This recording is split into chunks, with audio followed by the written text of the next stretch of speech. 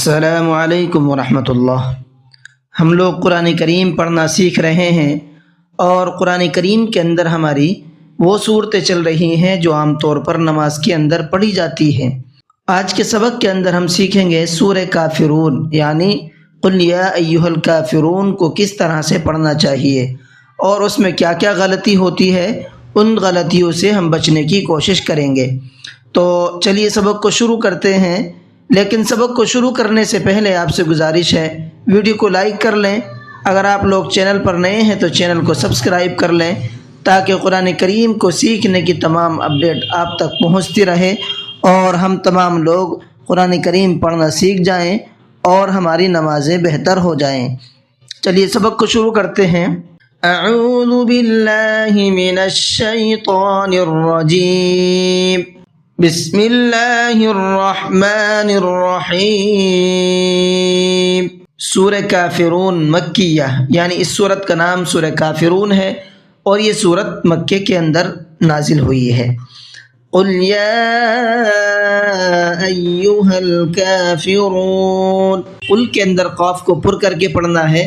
یا ایھا یہاں پر چھوٹا مد ہے اور چھوٹا مد آنے کی وجہ یہ ہے، یہاں پر دیکھیے یہ کھڑا زبر ہے اور کھڑا زبر حروف مدہ کی طرح ہوتا ہے، تو کھڑا زبر کے بعد میں حمزہ آ رہا ہے تو اس کو 1 سے 3 الف کے برابر کھینچ کر کے پڑھا جاتا ہے۔ کافرون را کو پر کر کے پڑھیں گے۔ لا اعبد ما تعبدون، لا یہاں پر بھی چھوٹا مد ہے، اس کی وجہ یہ ہے کہ یہاں پر الف مدہ ہے اور الف مدہ کے بعد میں حمزہ آ رہا ہے اور وہ بھی اگلے ورڈ کے اندر آ رہا ہے۔ اس صورت میں چھوٹا مد ہوتا ہے اور اس کو بھی 1 سے 3 الف کی برابر کھینچ کر کے پڑھا جاتا ہے۔ اعبد حمزہ کا ساؤنڈ الگ ہے اور عین کا ساؤنڈ الگ ہے، دونوں کی آوازیں الگ الگ نکل رہی ہیں۔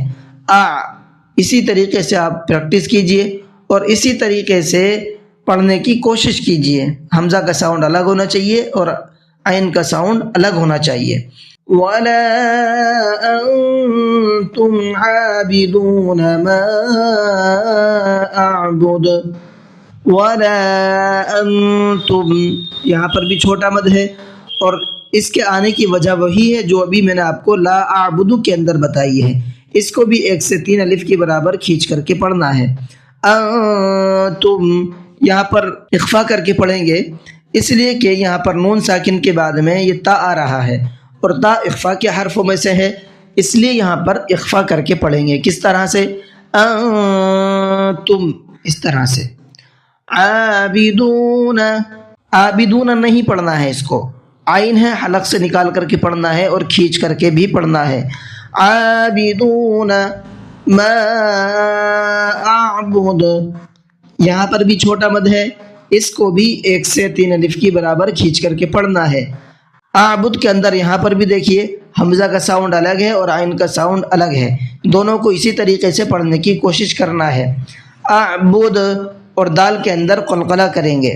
وَلَا أَنَا عَابِدٌ مَّا عَبَدتُّمْ، وَلَا أَنَا کے اندر بھی چھوٹا مد ہے، اس کو بھی 1 سے 3 الف کی برابر کھینچ کر کے پڑھنا ہے۔ یہاں پر ایک لفظ کو اچھی طرح سے سمجھ لیجئے، جو آپ کا بہت ٹائم کے بعد میں یہ قاعدہ آ رہا ہے، اس لیے میں یہاں پر آپ کو اچھے سے سمجھا رہا ہوں۔ انا، جہاں پر بھی انا کا لفظ آئے گا وہاں پر الف نہیں پڑھا جاتا ہے، صرف نون پڑھا جاتا ہے، اس لیے انا کے نون کو کھینچ کر کے نہیں پڑھتے ہیں، انا پڑھیں گے، اس کو انا نہیں پڑھیں گے، ٹھیک ہے۔ وَلَا أَنَا عَابِدٌ یہاں پر تنوین کے بعد میں میم ہے اور تنوین کے بعد میں میم آتا ہے تو وہاں پر بھی غنہ کر کے پڑھتے ہیں۔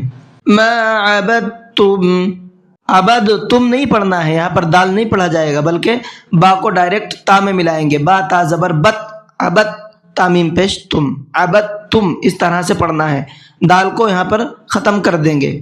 وَلَا أَنْتُمْ عَابِدُونَ مَا أَعْبُدُ اس آیت کے تمام قاعدے آپ کے پچھلی آیت کے اندر آ چکے ہیں۔ لَكُمْ دِينُكُمْ وَلِيَ دِينِ، وَلِيَ یہاں پر اس لفظ کو بھی دیکھیے، اچھے سے دیکھیے، واو زبر وا، لام زیر لی، ولی یا زبر یا، ولی یا۔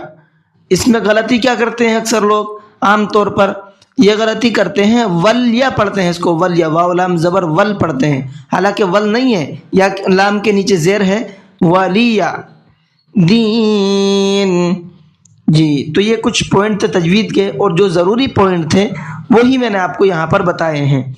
تو آپ ان پوائنٹ کو دھیان سے سنیے اور ان کو یاد کیجئے تاکہ ہماری نمازیں بہتر ہو جائیں اور ہم اچھے سے قرآن کریم پڑھنا سیکھ جائیں۔ اور پھر پڑھنا کیسے ہے؟ قل یا ایھا الکافرون لا اعبد ما تعبدون ولا انتم عابدون ما اعبد ولا انا عابد ما عبدتم ولا انتم عابدون ما اعبد لکم دینکم ولی دین۔ جی آج کے سبق کو یہیں پر ختم کرتے ہیں۔ السلام علیکم ورحمۃ اللہ۔